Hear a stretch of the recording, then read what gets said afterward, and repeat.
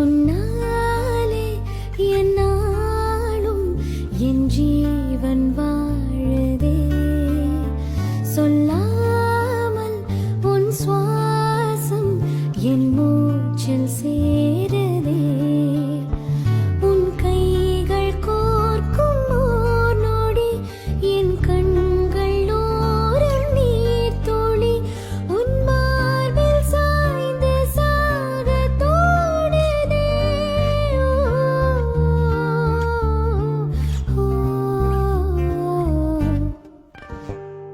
ஏராளம் ஆசை என் நெஞ்சில் தோன்றும், அதையாவும் பேச பல ஜென்ம